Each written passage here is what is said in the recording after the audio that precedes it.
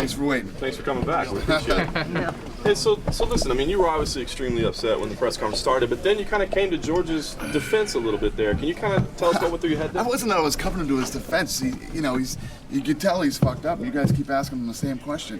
How many times are we going to ask him the same question before he says it? You can do that to me. You know I'll crack.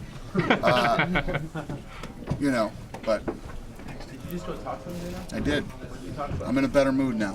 What happened? Nothing. What's the conversation about? About his problems. Did he change His problems aren't as bad as he thinks they are. Did he explain to you what the problems are? He did. Are they family related? They're personal problems. Do you think you helped convince him? I don't know. I'm not Dr. Oz or anything, or whatever that guy's name is, but I talked to him. Lorenzo's still in there talking to him. Yeah, we'll get through this. Are you confident that he won't come back? I'm confident that he will. Yeah. What's his demeanor like? One of the things about George St-Pierre, one of the things that makes George as great as he is things drive him crazy. Little things drive him nuts. Like the whole obsession thing that he was talking about. He's very much that way, and he's obsessing over something else right now that,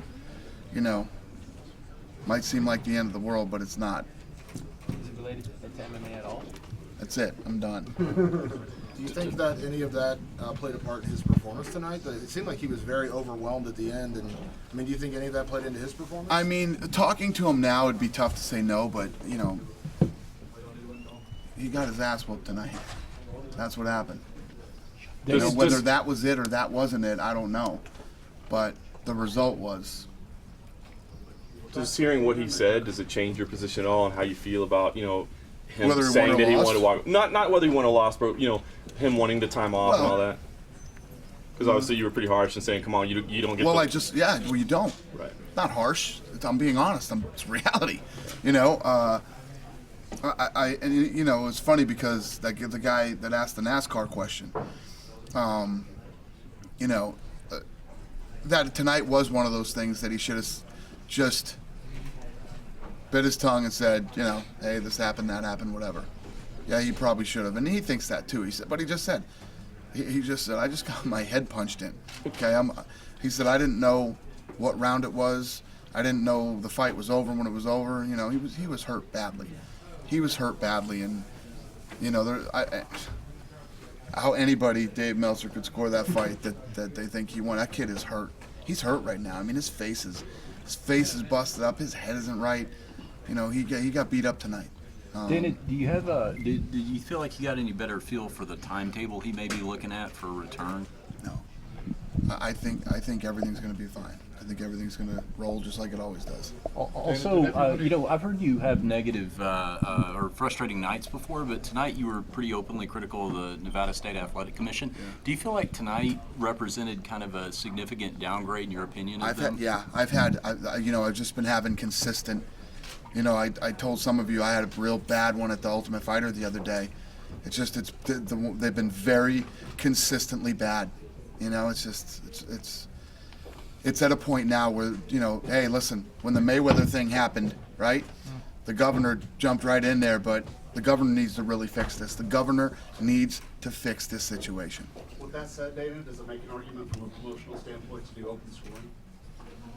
I don't know. I don't know what the answer is. The answer is to get in there and fix the problem. The problem is the judges and some of these referees.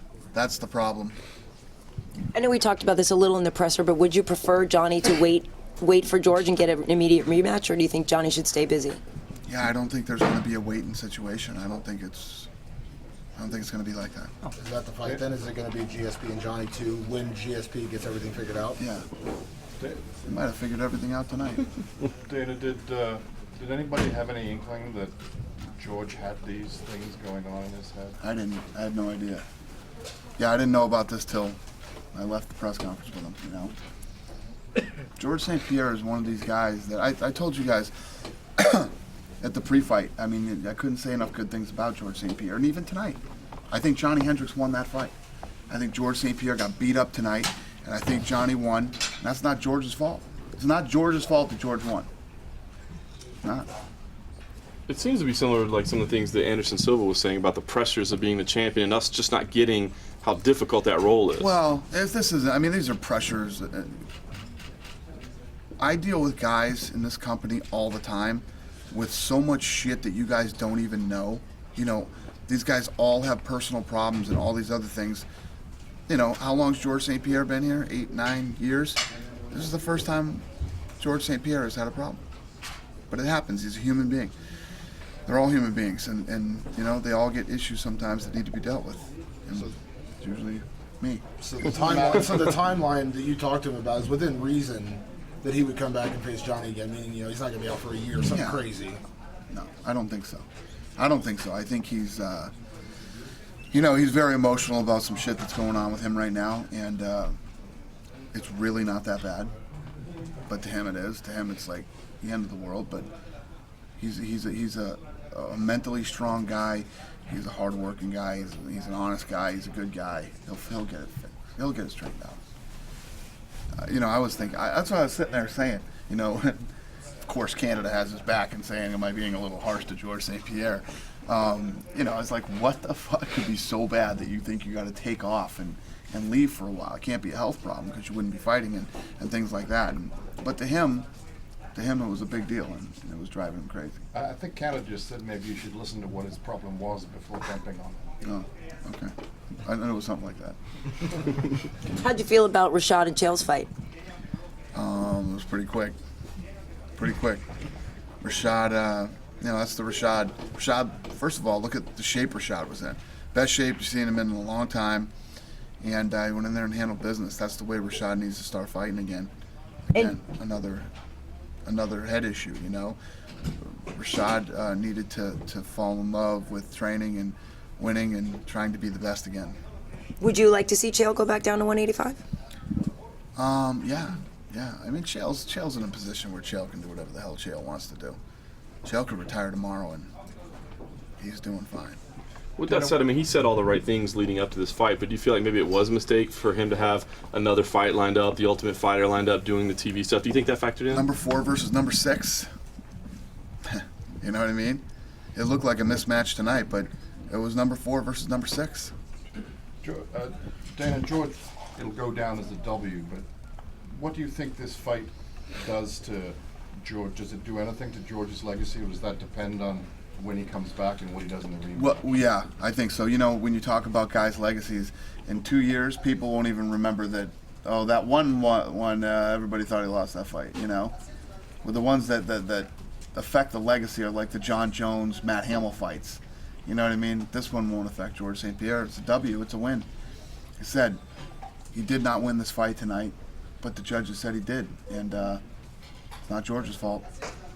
Did you have a conversation with Josh Koscheck? That's 3 losses in a row for him. Yeah, Josh, you know, it was crazy. The fight was going on and there was stuff happening, and he sent me a huge text, you know, and his text sounded a little bit like retirement, which I don't ever mess with guys when they talk about retirement, but might be a little premature for Josh too. I think Josh is still one of the most talented guys out there. He fought a beast who was ready to go tonight, and Josh hurt him tonight. Josh hurt him, and you know, I love Koscheck. I love that kid. I love the way he fights. I love his attitude. Guy gets booed out of the arena every time he comes in, but he still goes in and fights his ass off. And he's a tough kid, and he's a you know, when you're standing in the octagon, you're looking across, and Josh is standing there, you know you're in for a fight. So while some people would get cut after 3 in a row, you're leaving it up to him, or? I'm leaving. You know, I got to talk to him and see if that was a retirement text that he was sending me. Listen, and people are going to say what they're going to say. I got a soft spot for the season 1 guys, you know. You walked into the cage after that fight, and you did have a moment with Josh. Yeah. Can you share what you said? I never do that, you know, and you know, I was worried about him because he got knocked out bad. You know, I just wanted to go in and make sure he was all right. Dana, when people start talking about retirement, athletes, when you start talking about it, and it's been around George, do you think it's time to get out when you put that in your head? George isn't talking about retiring. His guys were saying, the guy who was like his mentor said, I'd love to see George win this fight and retire. That's who made that statement. George never made that statement. And the thing that George is all bugged out about is so far from being about retiring and not wanting to fight anymore. The thing about retirement this isn't baseball, man. This isn't croquet. This is fighting. This is where you go in against guys who are mean, nasty, and hungry and want to win. And if retiring even crosses your mind, you should retire. How big was tonight for Robbie Lawler? I was thinking back about him and Nick Diaz when he fought him at UFC 47. He was the big prodigy, the big prospect. Loses that fight, never quite came back from that. Now here he is, beat a top 3 welterweight. I mean, that's huge. Yeah, for him, right? huge. And the thing is about Robbie Lawler, I'm the one that brought Robbie Lawler into the UFC, and I was 100% behind this kid when he came in. Robbie Lawler, when he was younger, all he gave a shit about was making money. I want to fight where whoever is going to pay me the most money. I need money. And, there were so many times that Robbie and I had talked throughout the years when he fought for other organizations, and he'd be like, I want to come back and fight for you guys. I want to come back and fight in the UFC. And I said, kid, it makes no sense. I'm not going to pay you what these guys are paying you. It doesn't make sense here. I said, they need you over there, and they got to pay you whatever the hell, they got to pay you to keep you. And he was like, yeah, you're right. All right. Now we bought Strikeforce, and he's back in the UFC, and he's a completely different animal. It's not even about money. He doesn't even talk about money anymore. Now it's about winning that title. As he's getting older now, he's not this young, crazy kid anymore. He's got a wife, he's got kids, and now it's about, before this opportunity goes away, I want to take a run at the title. And he's doing it, man. Very impressive. What did you think of his post-fight speech right there where he Awesome. said that? I mean, I thought that was, because Robbie's usually a pretty quiet guy, but Right. he kind of came out of himself in that way. He's a completely different person than he used to be. I've always had a great relationship with Robbie, and I've been a fan, whether he was with us or with somebody else. And yeah, I'm happy for him. I'm really happy for him. The result aside, you've talked a lot how George has gotten very strong mentally in the cage. With everything that Hendricks was putting on him tonight, and he kept coming forward. No, that's mentally how impressive. That's a great point. No, that's a great point. And George was done. What was the second round? That fight was over. He was about to be knocked out. Yes. And Johnny's 70% or whatever the hell he's talking about. He almost, it seems like he didn't go after that. He had him hurt really bad and then started wrestling with him again. It was real weird. But George took a lot of big shots. I was just sitting this close to him, talking to him.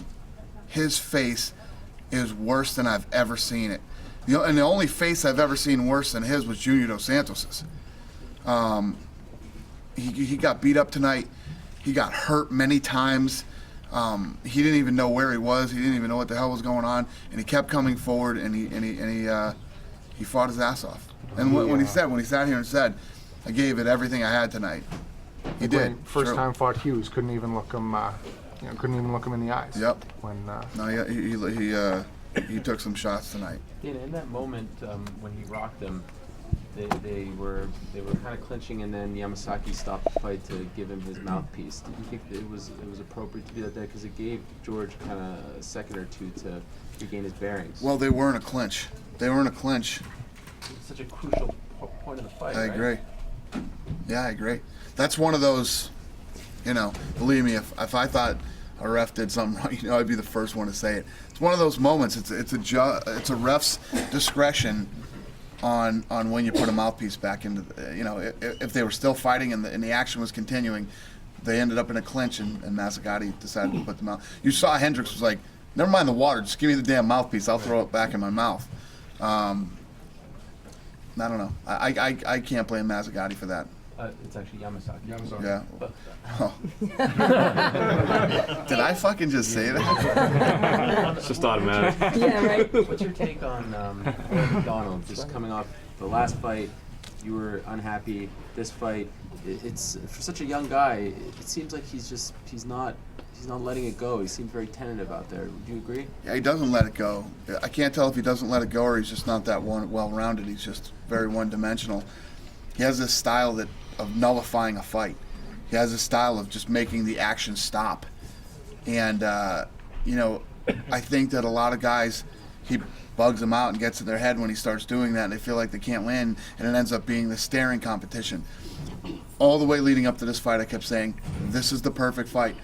for MacDonald, because we're going to find out what he's really got in this fight, because Robbie Lawler's going to take it to him. Robbie Lawler has the style of wrestling and hands and the power to hurt you that you're going to have to fight completely different than you have been. That's why I really love this fight. Dana, can I ask, there was only one Brazilian on the card, Thales Leites, and it seems like with it being the 20th anniversary. Used them all up over the last 3 fights. Yeah, that's what I'm asking. It seemed, in a way, they're such a big part of what the UFC is now. It seems sort of surprising that there was only one. Yeah, I think we used them all.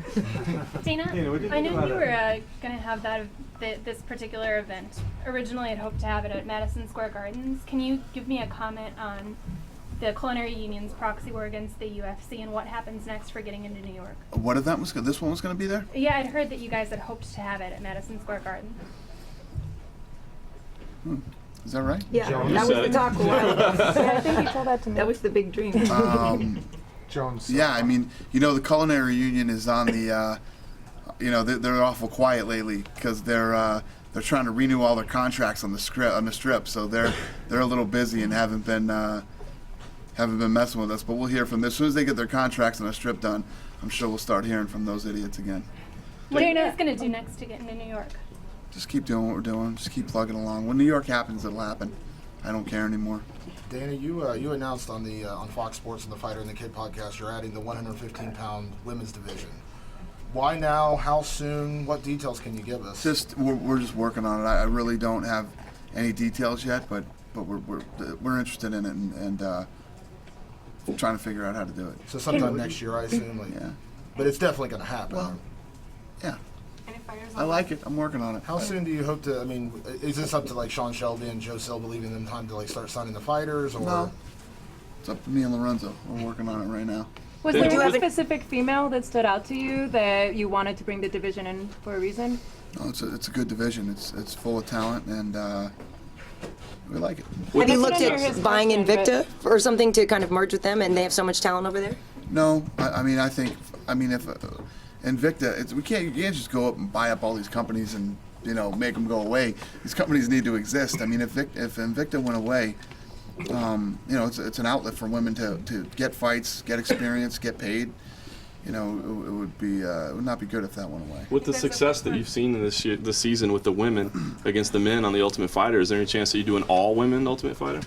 I mean, eventually. I mean, someday probably, but I don't think there's enough women to do. First of all, when you do the Ultimate Fighter, you got to go through medical testing. You got to go through background checks. I mean, by the time if you start with 50 guys, you end up with close to the 16. So I don't know if that would be possible to do an entire show with women. So it'd be impossible to introduce the division that way. Yeah, through the Ultimate Fighter. Yeah, it would be great. We know that you brought in the Ronda Rousey as the catalyst that brought in the women to begin with. Was there one moment, or was it the Ultimate Fighter? What was it that said it's time for a new division? What was that? Well, I started looking at some of the other women's divisions, and that one looks pretty good. Why not 145 pounds? Because that's not a good division. Dana, sorry, go ahead. No, go ahead. Just so I have it right, do you now, after talking to George, have in your mind some kind of time frame on when there might be a resolution? I think everything's cool. I think that. Listen, I'm not speaking for George here, but what I got from it, everything's cool. He's freaked out about some things. It's not that big of a deal. It is to him. When something happens to you and you're like, this is the end of the world, and but Georges St-Pierre is a mentally strong kid. He'll get through this, and it's. So do you feel that I'm in a much better mood than I was 15 minutes ago. I was fucking miserable 15 minutes ago. Let me if I can follow on from that. Do you get a sense from that then that he could be back in the normal rotation? Mm-hmm. I do. And you feel that he wants to have a rematch with Johny Hendricks? He wants to fight. This isn't about fighting. It really isn't about fighting or retiring. It was a personal problem that has him very, very upset right now, and I'm very confident he's going to work it out. So now you have a big rematch. Yep, we do. Yeah. Eric Perret. Bryant Eversole tonight? I didn't see that fight. I was getting dressed. Do you think? Will he be back? Do you think, or is it? What happened? I mean, he lost. I missed that fight. It was a good fight. Story. Yeah, he's very one-sided. Yeah, very one-sided. Yeah, I missed that fight. I don't know. And you know some fighters can request, to not have certain refs ref their fights. Like Brock famously did it with Mazzagatti. As a promoter, can you request to not have certain judges work your shows, or certain referees work your shows? It's just, you know how it works in Nevada. It's just, I mean, if that was the case, look at me. Look at what I've been saying forever and screaming about this forever. I mean, if that was the case, I could be blaming myself because said we didn't want this guy, but we want these guys. Problem is, as a promoter, when the promoter is more concerned for the fighters than the commission, that's a problem. That's a problem. The commission is here to protect the fighters from me. I'm a promoter. I'm taking their money and making sure Georges St-Pierre wins because he's our big money guy, and we screw Johny Hendricks, and you know what I mean? That's what they're supposed to be there for. It is absolutely fucking insane when the promoter is trying to protect the fighters from the commission.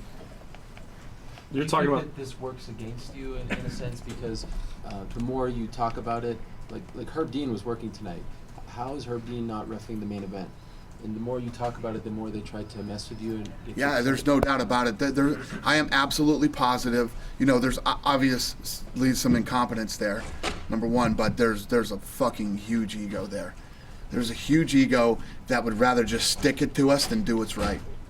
There's no doubt about it. I absolutely 100% believe that. And I think many of you believe that too. Well, so you talked about the governor stepping in. I know that you can't control the commission, but do you feel like you can lobby a little bit more or do anything? Is there anything you can do from your end other than speak through us? Other than speak through us. I mean, look what I do. I mean, what else? What more could I do? And how much more? You know, obviously, when there's a huge boxing fight and these guys fuck up, holy shit, the world stops and we got to fix this thing. And you know, Pacquiao lost that fight, and it almost happened to Mayweather in a fight he clearly won. You know, I just don't know what else needs to be done to you know, it's unfortunate. You know, we have a great relationship with the MGM. We have a great relationship with Mandalay Bay. This is our hometown. This is where we live, and our athletic commission is it's the weakest commission in the country. But admittedly, you said it kind of made you hesitant to stay in Nevada. Yeah, exactly. Yeah. So when you start looking at next year's schedule, how many fights do you really want to do in Vegas? How about the Ultimate Fighter is here in Vegas? Is that a reality? And we have to deal with that too. Dana, would you call for UFC fans to contact the governor on the UFC's behalf and express their concerns? Listen, the governor. I think the governor of this state is very aware of what's going on with the athletic commission, and now it's just a matter of getting it done, rolling up your sleeves and getting in there and making some things. There's a lot of work to do with the athletic commission. Would you be opposed to fans contacting him? No. Do you get the sense that they show you the love that boxing is? When the boxing controversy happened with Mayweather, it was a total outcry. Yeah. Do they show you that same kind of respect? No, absolutely not. Have you asked them one? They absolutely don't. Who? The governor. Sure, I was talking to him yesterday, and I don't talk to the fucking governor. Friends with Senator Bryant? Yeah. What, you have friends in high places? Yeah. I don't pick up the phone and call the governor. Lorenzo could. Lorenzo could. Governor don't want to talk to me. Does Lorenzo agree with you on all this? Like, is he? Lorenzo agrees 100%. Yeah, of course he does. Yeah, I mean, who doesn't agree with me? Is there somebody here? Seriously, if somebody doesn't agree with me, tell me. I guess I would disagree that the Vegas Commission has had like a long string of bad decisions in the UFC. I mean, I know that C.J. Ross had the Pacquiao card and she had the Mayweather card, but if you look back at this commission's handling, and I know obviously there was a bad one on the Ultimate Fighter that was pissing. There's always bad ones on the Ultimate Fighter. But I feel like every it could have season been in any city and this could have happened. Every season. It's almost getting to the point now where I'm sitting there. This is what's crazy. Like, I'll be at the Ultimate Fighter and I'll be sitting there going, I'm more curious of what the judges are going to do. I'm more curious of what they're going to do instead of like the fight. And I'm like, well, I can't fucking wait to see this one. It's almost become like this. I expect it. I absolutely expect it. There's been tons of situations, not just on the fights, but on the Ultimate Fighter. Every season, there's tons of commission. You know, it's just crazy, man. I hate to just keep beating the beating a dead horse, but it's like the Mazzagatti thing. I mean, we spend money, we pay money into the commission, and the commission pays for these, you know. They know that we think that Mazzagatti is completely. We're paying the commission the money to pay these people. Fly somebody else in. You know that we don't love Mazzagatti, and it's not a personal vendetta. Not because I don't like the guy. I don't know him. You know, I just think I don't think he's a good referee, and they know that. So why not give us somebody else? Why not fly in another ref from somewhere else, or give us somebody else, just to make us happy? You wouldn't have to hear us bitch. You wouldn't have to hear me talking about it. Why would you not do? Why wouldn't you do that? Because you're not gonna fucking tell me what I'm gonna do. That's why. Is that the way it's supposed to work? Is that fair? No, it's embarrassing, is what it is. The other day we talked about Kane being injured and the fight with Verdum might be in jeopardy in April in Mexico. Guito won his fight tonight, but there's not a lot of Mexicans on the roster. Could you remind us of the efforts to grow the sport there? Are you going to do a tough Mexico, or what else can we do to sort of grow that market? Because there's not enough Mexican fighters in the UFC yet, you know, maybe to build that fan base. We're working on tough Mexico, and our television deal down there. Dana, this was a special card for you and your partners. Has what happened with the judging and with GSP tonight, what's your take on this evening? Yeah, it rained on our parade a little bit, you know. Yeah, it did. Do you have any news about John Jones and Glover fight? Like you said, it's not going to happen in 117 minutes. No, we're still working on that too. What happened there? I mean, I just talked to you guys a couple days ago. I mean, nothing that drastic Can you has tell us changed. what happened? Like why did he? John Jones went back into the gym and still didn't feel good. Said his legs are still bothering him, and his his eye is bothering him. So he's still banged up from that fight. The fight wasn't that long ago. You know, guy, it's like being in a car accident. In the 205 division, have you thought about what's going to be Daniel Cormier's first fight at 205? No, we don't know yet. Stop Phil. Phil? Huh? Phil Davis? I don't know yet. Maybe Rashad? On the Henderson-Thompson, do you foresee that the winner of that's going to probably get Pettis when Pettis comes back, or is that presumptuous? No, that's who knows. I mean, that kid's. You know how much the landscape's going to change before he gets back. You know what I mean? He's having surgery, right? He's having surgery. He's having surgery in December. Yeah, back to Chael. We all know that you hate Tito, but in certain ways, is he kind of like the modern day Tito Ortiz with all the promotion outside? And No, he's actually says things that are smart. He's actually a smart, intelligent guy, and when he talks, you actually understand what he's saying, and the shit he says is worth listening to. There was nothing worse than sitting through a Tito Ortiz press conference and you guys just fucking would not stop asking him questions for his 30-minute rambles that made no sense. That used to drive me crazy. You know, all the stuff that went on between me and Tito, the one thing that I am just, you don't even know. I'm so happy I don't have to have press conferences with that guy anymore. Well, for myself and my dad, he'd start talking and be like, what the fuck did he, nothing he said made sense, ever. Okay, but So no, he is nowhere near Chael Sonnen. Well, then, just specific to Chael is without all the outside stuff that he does that garners so much attention, you know, would he still be getting such high-profile fights? Well, he was ranked number 6. He was ranked number 6 in the world. Lost several of his last few fights, though. He was ranked number 6 in the world, and he just fought number 4. You're Tito and me right now. You're making no sense over there. Dana, you announced Benson and Thompson. I saw TJ Grant was around this weekend. Did you talk to him? Or you got? I haven't seen him. No. Do you know anything about when he's coming back? Has there been any update or still nothing? No. Dana, totally understand why you never wanted to talk about Ben Askren before he was completely released, but I think you kind of surprised us this week by saying no interest whatsoever, considering he is a free agent at this point.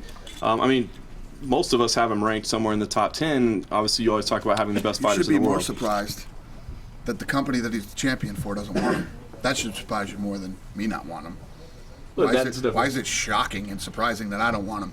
the company who has him, that he's the champion and holds their belt, doesn't want him. I think that's the story, not me. You said you had some big plans for the original owners and all the legends. Is it We gonna threw a be big party over here next door. We had a party for those guys. We set up we had a whole ordeal for these guys over here. When was that? It was awesome. Today? Tonight, yeah, tonight. It was started at 6 o'clock and then ended. That's why Lorenzo was still here. Went and grabbed Lorenzo and we went and talked to him because they were all. I don't know if you guys started. You heard the music in there and stuff. We tricked that whole place out for them. Had a huge dinner and we had a bartender in there with drinks and turned the whole place into a lounge. And there was a DJ and everybody went back there and some of the celebrities were back there and I just wanted to show make sure that those guys had the greatest UFC event they could ever even dream. Did they watch in the arena or did they watch it from there? Yeah, they watched in the arena. Okay. Did you hang out with them too? Yeah. We all got together from 6 to 6:45. Frank Lorenzo and I were with them and telling stories about the old UFC and. Some of those guys like Campbell McLaren and Isaacson. Have you ever met those guys in person? First time. I met Campbell before, maybe about a month and a half ago. Right. And then I met all the other guys tonight. Obviously, Horry and I. Sure. What was that like for you? It was awesome. It was awesome. No, it was great. I really wanted this 20th anniversary to be about them, not about us. Horion's first show since '95. Yeah, he said some very nice things tonight. What did he say? I think that there was this. Like I said, I think that the guys who started this thing were always portrayed as bad guys. There's bad guys. They're not. These guys were good guys. They fought the fight for a long time to keep this thing alive until we were able to come in and get it. And I think that there were, some hard feelings between all of them, and I think there were some hard feelings between them and us and things like that was completely unnecessary. And the timing for all of this stuff was perfect for the 20-year anniversary, like the documentary. We did that documentary 9 years ago. People wouldn't have gave a shit. It was like, a lot of people still had bad feelings about the UFC and thought it wasn't a sport and all that stuff. This was the perfect time. The 20-year anniversary was great, and it was really important to me for these guys to come and be a part of this thing. Was Art Davey here? Yeah, they were all here. Everybody was here except Bob Meyerowitz. You're a promoter. He's a promoter. He's like a throwback promoter. Yeah. Do you get kind of a kick out of it? We had a blast. Yeah. We had a really good time.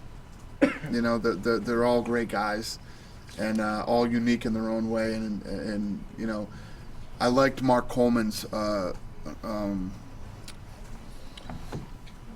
quote in the documentary when he said, "The guys who used to own the UFC were fighters, and thank God they were, or I wouldn't have been able to do what I did. I wouldn't be able to do what I'm doing, and we all wouldn't be here if those guys didn't fight the fight back in the day." Is there going to be a prime time for the 28th show? For the 28th show, yes. With Silva and Weidman, or Ronda and Tate, or both, or? It'll be Weidman and Silva. Hey, Dana, Nick Diaz was sitting behind us tonight in the press. I'm assuming he didn't get those off of Ticketmaster or anything. So, any updates there? The relationship, obviously, you guys had kind of a weird back and forth this week. We always have a weird back and forth. There's never there's never a normal conversation or a normal deal. Nick hit me up and asked if he could have some tickets, so we figured it out. So no update on the fight. What I didn't want to do is this fight. There were tons of fighters that wanted tickets to this show, and I had to turn all these fighters down because this show was more about these guys get to go to fights all the time. This 20th anniversary is for the guys who started the sport, and it was about them. Akiyama was a nice surprise guest behind us too. Did you have any conversations? Yeah, no. with What him? happened with that is I don't know what happened. He was in town and he called Lorenzo, and Lorenzo hooked him up. So no updates with him. You didn't get a chance to meet with him or anything. No. Did you and Dan Henderson work anything out this week? I know when we spoke I said hi earlier. to him tonight. I mean, that's it. No, we haven't. I mean, we've been working on this show, and I was traveling. I didn't even get back here till Wednesday. Did you hear about Rampage? Winning? Yeah. Yeah. Did you see it? No. I was gonna ask if you were impressed, but. I didn't see it. I mean, what is there to say? You guys know. Arrow just wants me to say something crazy so he can tweet it. It is what it is. The guy's making money. Good for him. You know. What have you thought about Mark Coleman? I've heard a lot of, kind of very little detail, but he's having a blast on the Ultimate Fighter, being a part of BJ's team, and I guess from what I've heard is like everyone loves him there. What do you think about Mark's involvement, kind of being involved not only with the 20th anniversary, but he's on the entire season of the Ultimate Fighter? Yeah, he's fantastic on the season of the Ultimate Fighter. He's having a blast. He's been great, and some goofy shit went down that normally I would handle. The bad kind of stuff that I have to show up to the house. Well, I was busy today, so I called Coleman and I said, "You got to handle this for me. Here's what's going on." Yeah? Can I say this? Well, what about this? What if I do that? I said, dude, your fucking picture's hanging on the wall down there in the Hall of Fame. At your house, do whatever the fuck you want to do. I got this. I can't wait to see it. It was funny at the Legends Q&A yesterday. Like a fan asked, what about doing an Ultimate Fighter where you have like retired guys as coaches? Obviously, there wouldn't be a fight to be hyping up, but does that appeal to you, knowing putting Coleman in a situation like that? Do you think that could be something that could work? Yeah, well, I think it's you bring these guys in as assistant coaches underneath the guys who are going to fight. But yeah, I mean, of course, to have a guy like Coleman or Severn, it would be awesome. What kind of a card do you imagine for Dallas? Is it going to be Mexican Americans like what happened in Houston, or? Yeah, I'm assuming that we would definitely have some Mexican fighters on the card. Yeah. It could be if Velasquez is healthy, could it be an option? If it's not Mexico who's gonna fight. Yeah. He did well in Houston. I think if he's healthy, we're gonna do Mexico. And Dallas is not an option for Kane. Well, I'd love to have him fighting both if we could. But if I gotta pick one, I'm picking Mexico. Because it happened, Mexico was close, and then you had a. I completely understand. Yes, sir. Would you want Johnny to fight in Dallas? Sure, yeah, that wouldn't be bad either. Well, the gentleman laid it out here today, right? We're going to do the rematch down in Dallas, Texas. Hey, Dana, real quick question about the fight. What was your reaction when Johnny let George stand up in the fourth round? When he was on him and he was throwing the elbows and then he just stood up? How about when he almost had him knocked out and started wrestling with him? I mean, there was a lot of weird things in the fight. I think there were a lot of missed opportunities for Hendricks. For whatever reason, he didn't finish the fight, and it bit him in the ass. You know what I mean? When you're in those positions, you finish. You better finish. That's why it's like, I'm sitting up here talking about it. He's like, yeah, I was going 70% power. I never been 5 rounds. But dude, you're fighting for the fucking title in the stupidest city in the world. You know what I mean? You better fucking knock him out. And look what happened. You don't play around. You finish that fight because Las Vegas will screw you. Because we see that sometimes before where guys will hurt somebody and then wrestle, and that happens in a sport, but it's rare when a guy is on top of somebody and just stands up. Yeah. I asked him about it, and he said, and he could just be saying this, but he said that fans wanted to see me knock St-Pierre out. All right. Do you believe that at all? I mean, what's your reaction to him? After half the shit he said, I do believe it, yeah. Those elbows were only 30%. He wanted to stand up and hit him with 70%. Well, it seems like Hendricks will only get better, and maybe GSP gave everything he had. So it'll be interesting if they do rematch. Yeah. When you think about it, he was saying, I've been in the sport for 6 years. Georges St-Pierre's had the title for 7 years. Mm-hmm. But, on the flip side, Johnny will get better and all that stuff will happen. But Georges St-Pierre, he got through tonight. He got busted up. Who knows? I mean, again, we're looking at one of those situations where when we talked about the rematch for Weidman Silva, there's still so many questions about Weidman and Silva and how that first fight went down. And, tonight you look at this fight and Georges St-Pierre got beat up, I think in the rematch, Johny Hendricks will be a big favorite. What do you think fan interest will be in the rematch? Because, when Pacquiao lost to Bradley, everyone was like, well, Pacquiao won. We don't really want to buy a rematch between those two. And they didn't well, that's not true. I think people wanted to see a rematch, but they wouldn't do it. They just they went for that Marquez fight instead. You know why they did that. It wasn't that they said, well, we beat him. Bradley doesn't draw. Right. That's why they did it, because Bradley doesn't draw. So what do? We do another fight with Marquez because Mexicans sell fights. Yeah. we'll sell out the play. Marquez is a big draw, but then also like even though Bradley won, no one really gave him respect for it, and they didn't do it. I mean, I don't see that happening here, but do you think that there could be a correlation drawn at all? That's like fans are like, well, I don't want to see a rematch because Johnny won the first fight. There's no way. Yeah, there's no way. People want to see that rematch, especially, Johny Hendricks says he went 70%, Is he going to knock Georges St-Pierre out? Is he going to finish him? Is Georges St-Pierre going to get over his issues? And was that, what made him so whatever in the fight?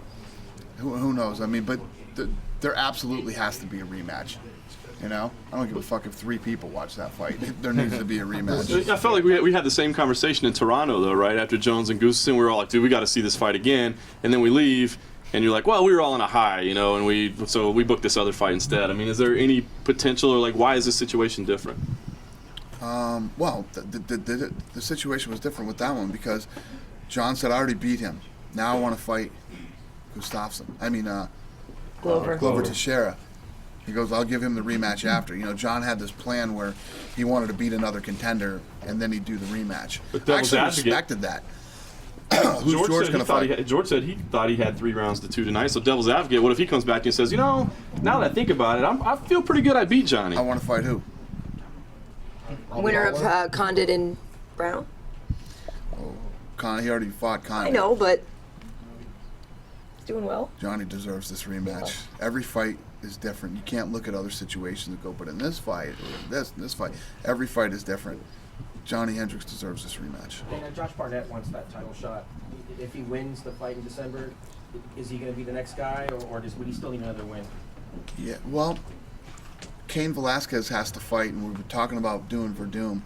So he's kind of, whatever happens with him, he's in line behind Verdum, Do you have a preference where Donald Cerrone fights, 155, 145? Yeah, I don't like the 145 thing. That kid, I've seen that kid cut weight before and have horrible weight cuts at 55. I don't, you've heard me say a million times, I don't care. These kids can do whatever. I don't want that kid going to 45. There's no, get fucking Dolce, get anybody you want to. Nobody's going to make that 45 cut a healthy cut. There's no way. I don't like it. Huh? When I saw him at weigh-ins, he looked really skinny. Yeah. I thought, when I saw that, how's he going to go to 45 when he looks like this? Exactly. The kid's shredded. He doesn't have an ounce of fat on his body. And he has, he has grueling cuts at 55. There's no way he should cut to 45. I don't like it. Not that this kid listens to anything I fucking tell him to do anyway. But, I don't like it, and I don't want him to do it. We're talking about the whole 20th anniversary thing. We're talking about the resurgence of the welterweight division right now with GSP, Hendricks, Condit, Brown, now Lawler. Is the welterweight, in your opinion, is it still light heavyweight? What do you feel like is the greatest division of the last maybe 10 years? Is it still light heavyweight, or is welterweight making a run for it now? I think that or lightweight, I guess, maybe, too. I think the middleweight division's been fun, too. There's been some fun middleweight fights. Some of those fights are what made Anderson the star that he is. The fight with Chael Sonnen, the second fight with Chael Sonnen, the fight with Vitor Belfort. 205's been great. The heavyweight division was great. We had all those guys. We had the Brock era in there. I don't know. I don't know if I could pick one. There's been a lot of great fights in a lot of the weight divisions. I just think from Hughes, obviously very dominant champion of GSP, but then the contenders have always been. 55's was great too when BJ and was fighting at 55. I don't know. If I couldn't pick one division. It's too hard. The other day you mentioned that you thought Dominic Cruz could have come back sooner. Yeah. After you made that statement, did you hear from the champ at all? No. Did you? No, but I thought I might. But I just wasn't sure if he ever responded to that. He knows I'm right. Dan, did you say that after the fight in the cage that St-Pierre's camp was talking or acting like they lost the fight? No, they didn't say anything, but hell yeah, they were acting like you'll see it on my video blog. They were acting like they lost the fight. They all looked like they wanted to kill themselves. It looked from press row like George went to Johnny and said, "You got this." But I could just be a bad lip reader. I just wanted to get any insight to what else they were saying. He did get it. Johnny Hendricks won this fight tonight. Dana, you going back to the analogy you just drew between Weidman Silva one and Hendricks GSP one, I think you made an important point in that with the first Weidman Silva match, we didn't get a lot of questions answered because of some of the decisions that Silva made in the cage. Tonight, GSP, whether you thought he won or lost, definitely fought the fight. Do you draw a distinction in terms of your level of appreciation for the way GSP approached this fight as opposed to maybe the choices Silva made in the first fight? I appreciate everything about Georges St-Pierre. Georges St-Pierre is, I came in here, I was pissed because I felt like a kid got robbed. But like I said, Georges St-Pierre didn't make himself the winner, the judges did. There's not enough good things I could say about Georges St-Pierre. Anderson Silva is a talented freak. I mean, the guy does things to people that other people can't do, and it didn't work out for him that night. I mean, do I think that he played too much? Yes, I think that the first round, I think he got into Weidman's head a little bit, and but then he kept doing it into the second round, which obviously backfired. But and if he kept doing that, we could have been headed for another Abu Dhabi moment. You know what I mean? If he was able to continue to do that, but Weidman didn't let him do it. Weidman kept pressing the action, kept going after him, and didn't let Anderson get in his head. Do you think it's safe to say that we're not going to see much of that on December 28th? I think that's part of the fun of this next fight is that I have no idea what's going to happen. I honestly don't, and I think all I keep thinking about, and I was saying this before the Georges St-Pierre fight and all this stuff, I've never been so excited for a fight as I am for Anderson Silva and Weidman. When the lights go down and that music plays and they start walking out, it is going to be crazy. I literally cannot wait for that fight. I've never been so excited for a fight ever. And, there were big fights for us. I couldn't wait for Chuck to knock Tito out. There were a lot of other fights that I was excited for. And I've never been this excited for a fight. And certainly Ronda and Misha right before that will probably be pretty great. That won't suck either. Have you talked to Kat Zingano lately? We keep hearing that she's having these treatments, but we still don't know. Is there a timeline for her to return? No, I haven't talked to her. The way this thing works is when she's ready to get back, she'll call us. She'll let us know when she's ready. Does that make the division a little more difficult to deal with? I know we talked in Kentucky with Alexis Davis getting a win, and everyone always wants to know who the next contender is, of course. So I mean, I guess that's the question coming up on December 28th. Who is the next? It always makes it difficult when it always makes it a little more difficult when people are hurt. Look at 2012. It's the worst year we've ever had. So yeah, it's never fun. It's tough. I hate getting that phone call, man. Somebody's hurt. You good? Awesome. Thank you guys. Awesome. Thank you, Dana. Thanks, Dana. Did you lose weight? A little bit. Yeah, I It's can fine tell. too. Appreciate it. Did you get Flattering you, Josh.